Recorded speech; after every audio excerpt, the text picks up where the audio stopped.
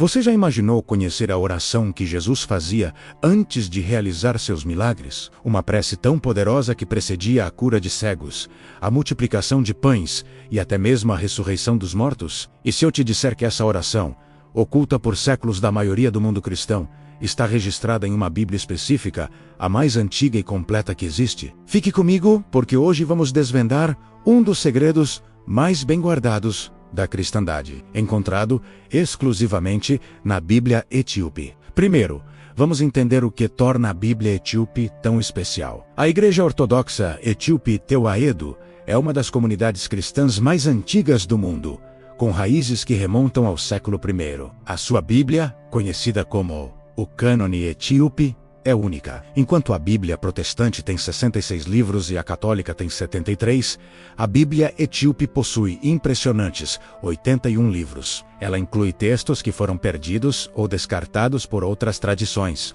como o livro de Enoque, o livro dos Jubileus e o livro de Matusalém. E é dentro de um desses textos exclusivos, chamado o Pacto da Misericórdia, ou Testamento de Nosso Senhor Jesus Cristo, que encontramos essa oração extraordinária. Esse texto narra um diálogo profundo entre Jesus e seus discípulos após a ressurreição. Eles, curiosos e maravilhados com os milagres que testemunharam, perguntam diretamente a Jesus qual era a chave, o segredo por trás de tamanho poder. E então, Jesus revela a eles a oração que ele mesmo utilizava. É um momento de intimidade e revelação profunda, onde o mestre compartilha uma ferramenta espiritual com seus seguidores mais próximos. A oração não é apenas uma sequência de palavras, mas um estado de espírito, uma conexão direta com o Pai. Diferente das preces mais conhecidas, como o Pai Nosso, que é um modelo de oração para nós, esta era a oração pessoal de Jesus.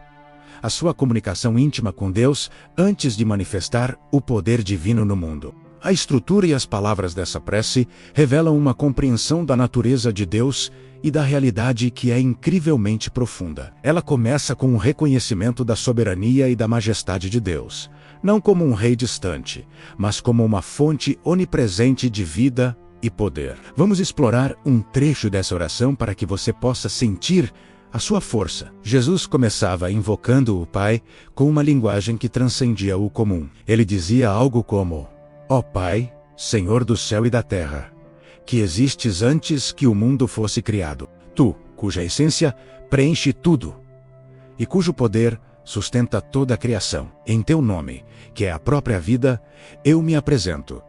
Perceba a profundidade disso. Não é um pedido, mas uma declaração de alinhamento. Jesus se coloca em total harmonia com a fonte de todo o poder antes de pedir qualquer coisa. Ele não pede me dê poder.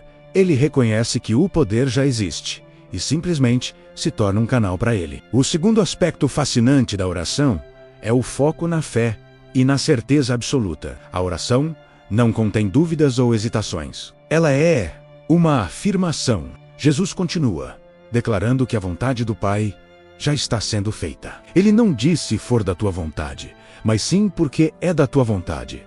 Eu sei que este milagre já aconteceu na esfera espiritual e agora se manifestará na esfera material. Isso muda completamente a nossa perspectiva sobre oração. Deixa de ser um ato de pedir e se torna um ato de receber e manifestar algo que já foi concedido. É uma fé que move montanhas, porque não questiona se a montanha pode ser movida. Ela simplesmente comanda a montanha a se mover, sabendo que a autoridade para isso vem diretamente de Deus.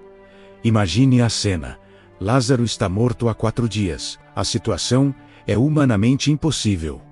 Antes de gritar Lázaro, vem para fora, Jesus ergue os olhos ao céu e ora. Na Bíblia que conhecemos, ele diz: Pai, eu te agradeço, porque me ouviste, mas a Bíblia Etíope nos dá o roteiro completo dessa conversa. Ele estava ativando essa conexão, alinhando sua vontade com a do Pai e declarando a ressurreição como um fato já consumado no reino espiritual. O milagre não era uma possibilidade, era uma inevitabilidade prestes a se materializar. Agora, você pode estar se perguntando: por que essa oração não está em outras Bíblias? A história da formação do cânone bíblico é complexa. Muitos concílios foram realizados ao longo dos séculos, como o Concílio de Nicéia, onde líderes da igreja decidiram quais textos seriam incluídos na versão oficial da Bíblia para o Império Romano. Textos considerados muito místicos, complexos ou que não se alinhavam com a teologia que estava sendo estabelecida, foram deixados de fora. A Etiópia, por sua localização geográfica e independência política, ficou isolada dessas decisões. Eles preservaram um cristianismo mais primitivo, e com ele, textos que o resto do mundo esqueceu. O Pacto da Misericórdia é um desses tesouros. Isso não diminui o valor das outras Bíblias, de forma alguma. A mensagem central de amor, redenção e salvação é a mesma em todas elas. Mas a Bíblia etíope nos oferece uma janela para uma dimensão mais profunda e mística da fé cristã primitiva. Ela nos lembra que havia muito mais nos ensinamentos de Jesus do que aquilo que chegou até o cristianismo ocidental. Ela nos convida a explorar a fé com uma mente mais aberta e um coração mais curioso. Então, como podemos aplicar os princípios dessa oração em nossas vidas hoje? Mesmo sem recitar as palavras exatas em ge'ez, a antiga língua etíope, podemos aprender com a sua essência. Primeiro, começar nossa oração com adoração e reconhecimento, conectando-nos com a grandeza de Deus, antes de apresentar nossos pedidos.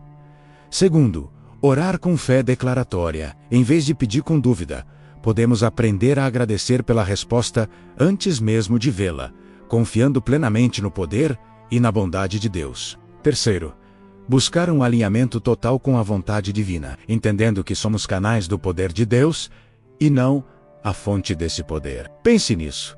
Se Jesus, o Filho de Deus, precisava de um momento de alinhamento e conexão profunda antes de realizar milagres, quanto mais nós. Essa oração não era uma fórmula mágica, mas um exercício espiritual para focar a mente, fortalecer a fé e abrir o canal para o fluxo do poder divino. É uma prática de mindfulness espiritual, onde a consciência se une completamente à consciência divina. A redescoberta desses textos antigos está causando uma revolução silenciosa na teologia e na espiritualidade. Estudiosos e fiéis estão começando a perceber que a narrativa cristã é muito mais rica e diversificada do que imaginávamos. A Bíblia etíope, com seus 81 livros, não é uma heresia, mas sim um testamento da vastidão da revelação divina. Uma peça do Quebra-Cabeça que nos ajuda a ver a imagem completa com mais clareza. Essa oração secreta de Jesus nos ensina que o maior milagre não é curar o corpo físico ou multiplicar alimentos, mas sim a transformação interior que ocorre quando nos alinhamos perfeitamente com a fonte de toda a vida. É um convite para sairmos de uma fé passiva, de espera, para uma fé ativa, de cocriação com Deus. É entender que a mesma força que ressuscitou Lázaro e acalmou a tempestade reside dentro de nós, esperando ser acessada através da fé, da conexão e da oração. A jornada para descobrir esses segredos é fascinante. Ela nos leva de volta aos primeiros dias do cristianismo e nos conecta com uma sabedoria que permaneceu intacta por 2 milênios. A oração de Jesus, revelada na Bíblia etíope, é mais do que um artefato histórico. É uma chave viva, um mapa para acessar um nível mais profundo de poder espiritual e comunhão com Deus. Se você ficou tão fascinado quanto eu com essa descoberta, imagine o que mais pode estar escondido nesses textos antigos. Este é apenas um vislumbre do tesouro que é a Bíblia etíope. Um lembrete de que a nossa busca espiritual é uma aventura sem fim, cheia de mistérios a serem desvendados e verdades profundas a serem redescobertas. A oração que Jesus usava não era mágica, era a expressão máxima de uma fé inabalável e uma conexão perfeita. E essa é uma lição que todos nós podemos aprender e aplicar em nossas vidas. Muito obrigado por me acompanhar nesta exploração incrível. Se você gostou de descobrir esse segredo da história cristã, não se esqueça de deixar o seu like, compartilhar com alguém que também vai se interessar e se inscrever no canal para não perder os próximos vídeos. Vamos continuar desvendando juntos os mistérios da fé e da história. Até a próxima!